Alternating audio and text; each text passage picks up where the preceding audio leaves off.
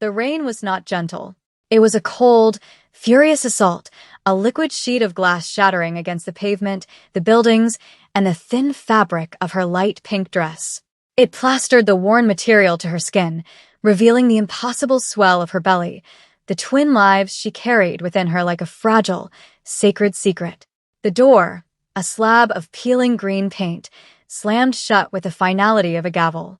The sound echoed in the narrow, trash-strewn alleyway, a full stop at the end of the sentence that had been her life. Lena did not pound on it. She did not scream his name. She simply rested her forehead against the cold, splintered wood, a single tremor running through her exhausted body. The weight of the city, of her circumstances, of the two souls depending on her, pressed down with the physical force of gravity. Inside, she could hear the muffled sound of a television, the clink of a glass, the continuation of a life that no longer had room for her. Outside, there was only the roar of the storm and the frantic, panicked thrumming of her own heart. She pushed herself away from the door, her hand instinctively cradling her stomach, a silent promise to the children she had yet to meet. She would not break. Not here. Not now. The alley opened onto a street bleeding neon light into the puddles, turning the grimy water into abstract paintings of red and blue. Each drop of rain that struck her felt like a judgment. She was 25 years old, and she had never felt so utterly, terrifyingly alone. Before we learn how she survived this night and who she would become, take a moment to tell us in the comments what city you're watching from. The world is vast, and stories like this unfold in every corner of it. And if you believe in the power of resilience, make sure you subscribe and turn on notifications so you never miss a story of hope against all odds. Now, back to that rain-soaked night and the beginning of everything. Lena lifted her chin, the water streaming down her face like tears she refused to shed, and took her first step into the unforgiving storm. The city didn't know she was coming. It didn't care. But she was a force of nature in her own right, a quiet storm of maternal will, and she was about to collide with a world she never knew existed, a world of shadows and power hidden behind gates of iron and stone. Her journey into the heart of that world began with that single, defiant step away from the door that had closed on her past and toward a future she could not possibly imagine. She had nothing left to lose, which, in a strange and terrifying way, meant she had the freedom to risk everything for the chance at a new beginning.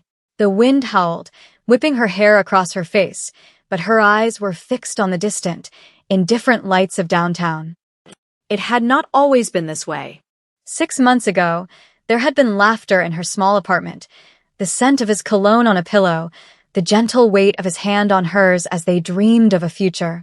His name was Marcus, and he was the quiet center of her world.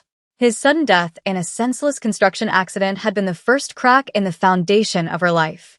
The grief was a physical thing, a constant ache in her chest. Then came the discovery, a miracle wrapped in sorrow. She was pregnant. The ultrasound revealed 2 tiny, flickering heartbeats, and for the first time since the accident, a fragile tendril of hope pushed its way through the dense soil of her despair. Twins. A boy and a girl, the technician had guessed. A legacy, a reason, but hope did not pay the rent. Her job as a waitress barely covered her expenses before, and as the pregnancy advanced, the long hours on her feet became impossible. Her savings dwindled, then vanished. Mr. Henderson, her landlord, had been patient at first, his sympathy as thin as the cheap paint on the walls. "A real shame about your young man," he'd said, his eyes lingering on her growing stomach. But his patience was a commodity with an expiration date. Soon, the polite inquiries became firm demands, then thinly veiled threats. "This is a business, Lena, not a charity," she had pleaded, promised to find the money, but he saw only a liability. Her grief was an inconvenience, her pregnancy a risk. Today, he had made his final move, casting her out with the callous efficiency of someone discarding a broken piece of furniture. It was the final, brutal fracture, and the life she knew crumbled into dust around her. The city at night was a predator. Its glowing eyes were the headlights of cars that sped past, splashing her with filthy water. Its growl was the distant wail of a siren. Its teeth were the jagged shadows in every alley and doorway. Lena walked for what felt like hours, her body a screaming chorus of aches. The babies were restless, their movements a constant, churning reminder of her responsibility. She tried a shelter first, a grim brick building with a flickering fluorescent sign. A weary-faced woman behind a pane of thick glass shook her head before Lena could even finish her sentence. Full up. Try again in the morning.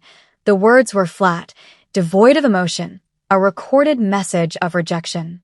She tried another, miles away, her feet now raw and bleeding inside her soaked shoes. The result was the same. The system, designed to be a net, had holes too large to catch someone like her. She was falling right through. She huddled for a time under the awning of a closed bakery, the sweet smell of day-old bread a cruel mockery of the gnawing hunger in her belly. People passed by, their faces illuminated for a moment by the glow of their phones, their umbrellas a protective shield against the world that was drowning her. They saw her, but they did not see her. She was part of the urban landscape, as ignorable as a discarded newspaper or a crack in the pavement. A profound, bone-deep cold began to set in, a cold that had nothing to do with the rain. It was the chill of invisibility, the realization that to the world, she had ceased to exist. She pressed her face against her knees, wrapping her arms tighter around her belly. "I'm here," she whispered to the two lives within her. "I'm still here. I've got you." It was past midnight when she saw it. She had wandered into a part of the city she didn't recognize, a neighborhood of silent, imposing mansions set back from the street behind formidable walls. And there, at the end of a cul-de-sac, was a house that was more like a fortress. It was a modern monolith of dark stone and black glass, surrounded by a high, wrought iron fence. Unlike the other homes, which were dark and sleeping, this one was alive with a soft, internal glow. A single, ornate gate stood as the only entrance. There was no sign, no name, just an aura of immense, untouchable power. Desperation is a powerful motivator. It silences the voice of reason and screams for survival. Lena didn't know who lived there. She didn't care. All she saw was a light in the storm. With the last of her strength, she stumbled toward the gate, her hand reaching for the cold, unyielding iron bars. She gripped them, the metal biting into her numb fingers. She saw a small, glowing intercom button and pressed it, her thumb trembling. For a long moment, nothing happened. The only sound was the drumming of the rain and the frantic beat of her own blood in her ears. She was about to turn away, to accept this final defeat, when a voice crackled through the speaker, sharp and devoid of warmth. "This is a private residence. You are trespassing." The voice was professional, detached, and utterly dismissive. It was the voice of a world she did not belong in, a world that had no place for her or her kind.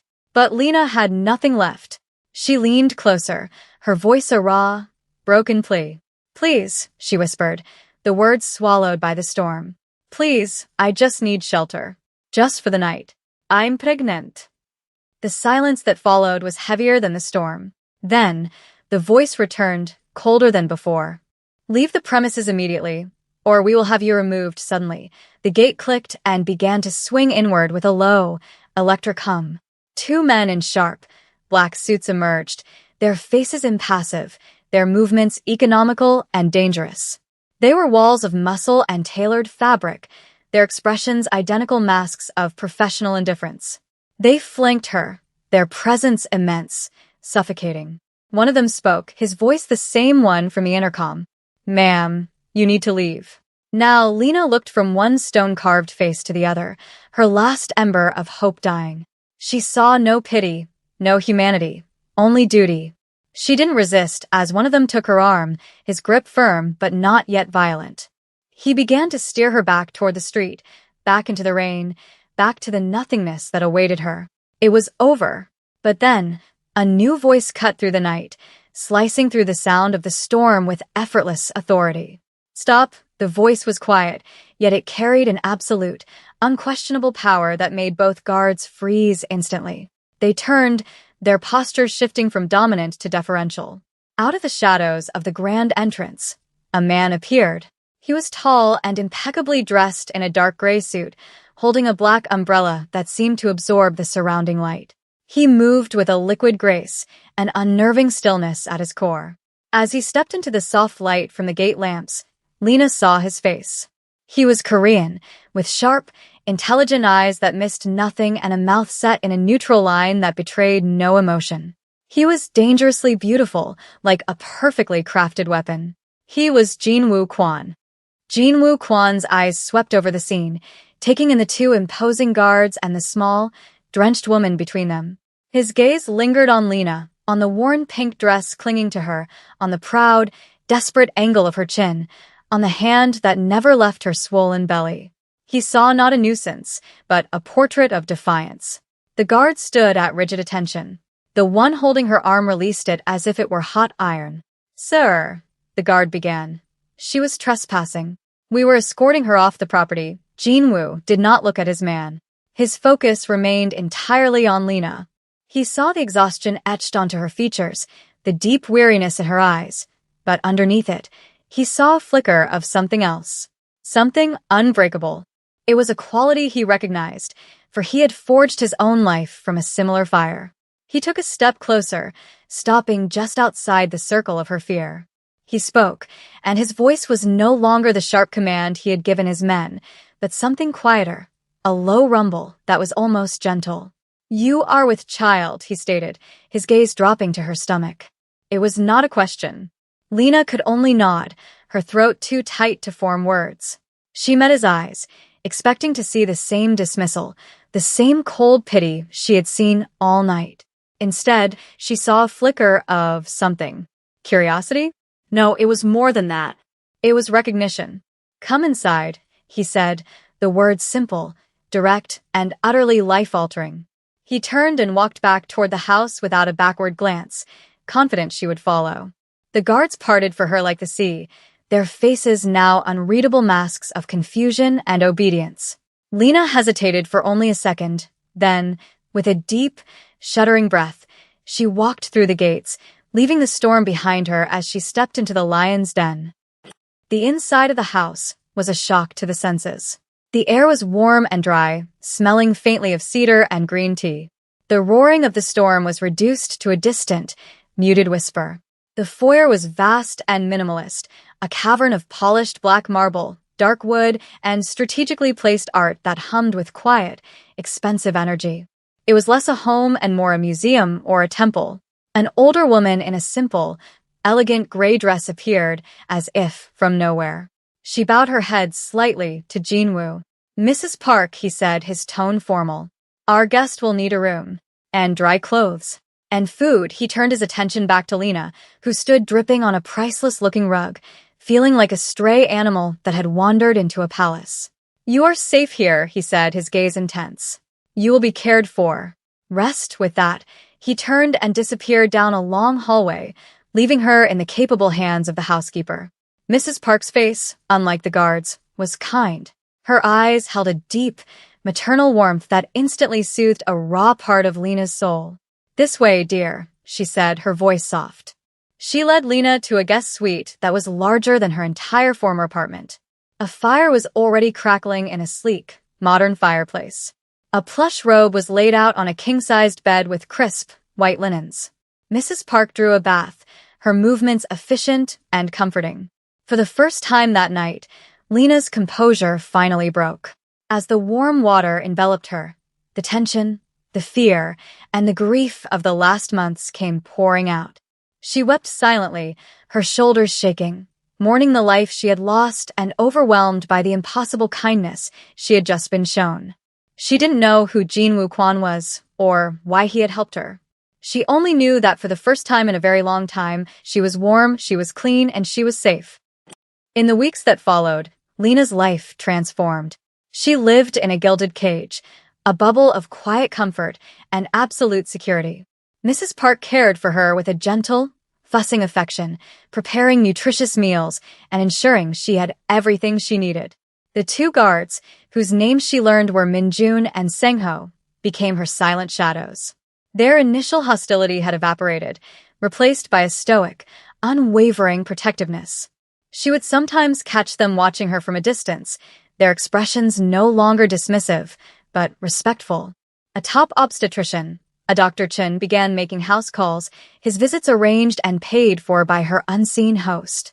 He was calm and reassuring, confirming that despite her ordeal, the twins were healthy and strong. Her host, Jinwoo, remained an enigma. He was often absent, leaving before she woke and returning late at night. His business was a thing of whispers and shadows, a topic no one ever discussed. But when he was home, his presence filled the vast, silent house. They would sometimes share a meal, eating in a formal dining room big enough for 30 people. Their conversations were stilted at first, filled with long silences. He would ask simple questions about her health, about the babies. She would answer quietly, still intimidated by his power, still trying to understand his motives. "Why are you doing this?" she finally asked one evening, her voice barely a whisper. Jinwoo paused, his chopsticks hovering over a bowl of rice. He looked at her, his dark eyes searching her face. "Dignity," he said, the single word hanging in the air between them. "It is not a thing that should be begged for on a street corner. It should be inherent." In that moment, Lena began to see past the dangerous mafia boss. She saw a man governed by a strict, personal code of honor, a man who understood suffering because he had likely known it himself. The birth came suddenly, 2 weeks before her due date, in the dead of night. It began with a sharp, insistent pain that stole her breath. Panic flared, but it was quickly extinguished by the seamless efficiency of Jinwoo's household. Mrs. Park was by her side in an instant, her calm presence a steadying anchor. Dr. Chen was summoned and arrived within 20 minutes, his medical bag ready. A room in the house had already been prepared, transformed into a state-of-the-art delivery suite. Everything was sterile, quiet, and controlled. Everything, except for the primal, chaotic force of life entering the world. Jinwoo was there. He didn't hover or interfere, but stood near the doorway, a silent, unmovable sentinel. His presence was a strange comfort. Through the waves of pain, Lena would open her eyes and see him there, his face unreadable, but his focus entirely on her. He was a fixed point in a world that was spinning apart. The hours blurred into an eternity of effort and exhaustion. Dr. Chen's voice was a calm murmur, guiding her, encouraging her. "You're doing wonderfully, Lena. You're so strong." In the final moments, as her world narrowed to a single point of excruciating effort, she felt a strength she didn't know she possessed. It was the strength of Marcus's memory, the strength of her own will to survive, the strength of the two souls fighting their way to her. Then a cry. Sharp, piercing, and utterly miraculous. "It's a boy," Dr. Chen announced, his voice filled with gentle triumph. But there was no time to rest. The second baby was coming. Lena dug deep, finding a hidden reserve of power. Minutes later, another cry joined the first, this one just as loud and full of life. "And a girl," the doctor said, smiling. Congratulations, Mama. They're perfect, exhausted, overwhelmed, and flooded with a love so fierce it felt like it could remake the world. Lena finally let go, her last conscious sight being Jinwoo stepping out of the shadows and toward the sound of his new, impossibly small house guests. In the quiet days that followed, the sterile mansion began to feel like a home. The silence was now punctuated by the soft cries and gurgles of the twins, a boy she named Noah and a girl she named Chloe. They were her entire world, two perfect, tiny beings who had tethered her to the future. Lena healed, her body slowly recovering, her spirit soaring. Jinwoo's role in their lives shifted subtly. He was no longer just a protector, he was a participant. He would appear in the nursery in the evenings, his imposing figure looking almost comical next to the delicate, white cribs. The first time he held one of the babies, it was Chloe. Mrs. Park had placed the swaddled infant in his arms, and for a moment, the powerful mafia boss looked utterly terrified. He held her stiffly, as if she were made of spun glass. Chloe, however, simply yawned and snuggled into the warmth of his expensive suit. A small, almost imperceptible smile touched Jinwoo's lips. It was the first time Lena had ever seen him truly smile, and it transformed his face, chasing the shadows from his eyes. He started spending more time with them, watching her feed them, his expression one of quiet fascination. One evening, as she was rocking Noah to sleep, He sat in the chair across from her. "They are strong," he said softly. Like their mother, Lena's heart fluttered. "They have a safe place to be strong," she replied, her eyes meeting his. "Because of you." The air between them thickened, charged with unspoken emotions. Later that week, he found her on a balcony overlooking the city lights. They stood in comfortable silence for a long time. He turned to her, his hand gently touching her cheek, his thumbs stroking her skin. "Lena," he said, his voice husky. He leaned in, and his lips met hers. The kiss was not demanding or passionate, but exquisitely gentle. It was a question, a confession, and a promise all at once. It tasted of safety, of respect, and of a new beginning that felt more real than anything she had ever known. She kissed him back, pouring all of her gratitude, her admiration, and her burgeoning love into that one simple act. The city that had once tried to break her now lay glittering at her feet, a silent witness to her triumph. She was no longer alone in the storm. She was home.